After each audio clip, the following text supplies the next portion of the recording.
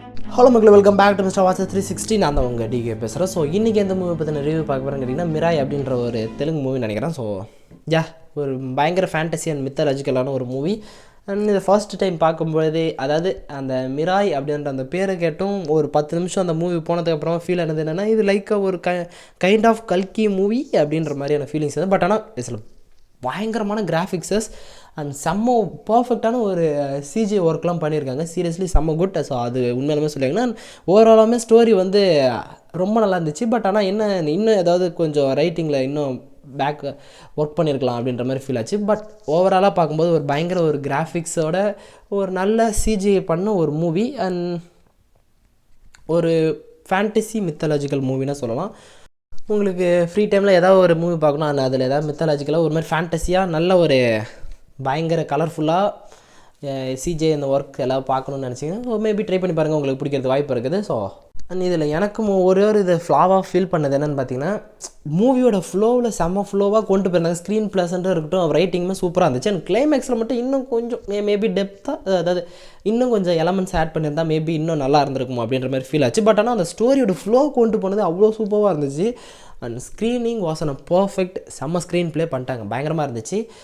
இந்த மூவியோட ஒரு ஒன்லைன் சொல்லணுன்னு பார்த்தீங்கன்னா, ஒரு ராஜா இருக்கிறாரு, அவருக்கான அந்த பவர்ஃபுல்லான ஒரு பவர் கிடைக்கிது. அதை வந்து ஒரு 9 புத்தகமாக பிரித்து ஒருத்தவங்கள்ட்டையும் ஒரு இதாக கொடுத்து அதை பத்திரமா பாதுகாக்கிறது தான் அதில் அந்த பவர்ஃபுல்லான ஒரு விஷயத்தை வந்து மேனேஜ் பண்ணுவாங்க. அதாவது ஒருத்தவங்களுக்கான அந்த எபிலிட்டிஸ், ஸோ இதெல்லாம் பவர்ஸை ஹோல்ட் பண்ணி வைக்கிறதுக்கான அந்த புக்கு இருக்கும். ஸோ அதெல்லாம் பிரித்து இதை பாதுகாத்து நாட்டு நல்லதுக்காக உலகத்துக்காக பண்ணுங்க அப்படின்ற மாதிரி சொல்லி வச்சுருப்பாரு.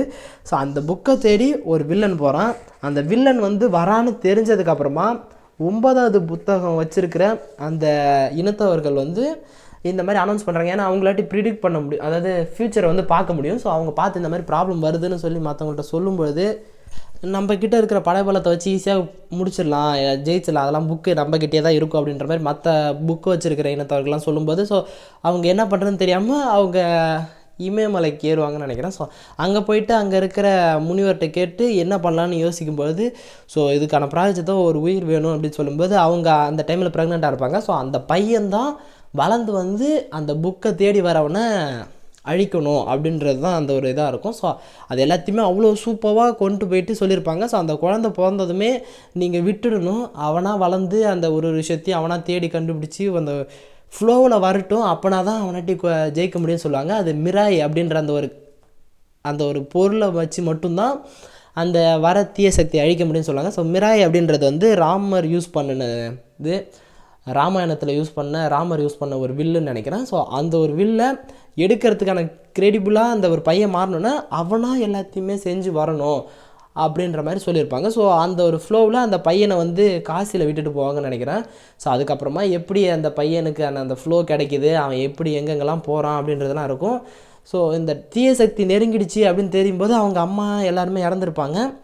அந்த 9வது புக்கு இருக்கிற அங்கே இருக்கிற மக்கள் வந்து என்ன பண்ணுவாங்கன்னு பார்த்தீங்கன்னா, ஸோ இப்போ நீ போய் தேடி கண்டுபிடிச்சி அவனை கூட்டிகிட்டு வரணும், அவன் வந்து மிராயை எடுத்தால் மட்டும்தான் இந்த தீய சக்தி அழிக்க முடியும்னு சொல்லுவாங்க. அந்த டைமில் ஒரு 5 புக்கு கிட்டத்தட்ட அந்த வில்லன் வந்து எடுத்துருப்பான். வில்லன் வந்து எப்படி சொல்கிறது, ஒரு அவனுக்கான பேக் ஸ்டோரி வந்து அவ்வளோ சூப்பராக இருக்கும்.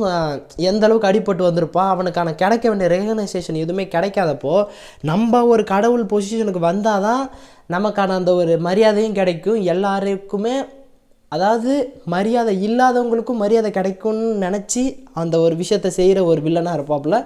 அவரை பொறுத்த வரைக்கும் அந்த பர்ஸ்பெக்டிவில் அவர் செய்கிறது கரெக்டாக தான் இருக்கும். ஸோ அப்படி ஒரு விஷயத்த, அதாவது எல்லாருமே நிலையாக இருக்கணும், யாருக்கெல்லாம் கிடைக்கலையோ அவங்களுக்கு கிடைக்கணும், மற்றவங்களுக்கு கிடைச்சாலும் பிரச்சனை இல்லை, கிடைக்காட்டினும் பிரச்சனை இல்லைன்ற மாதிரியான இந்த கொள்கையில் இருக்கிற ஒரு கேரக்டர்.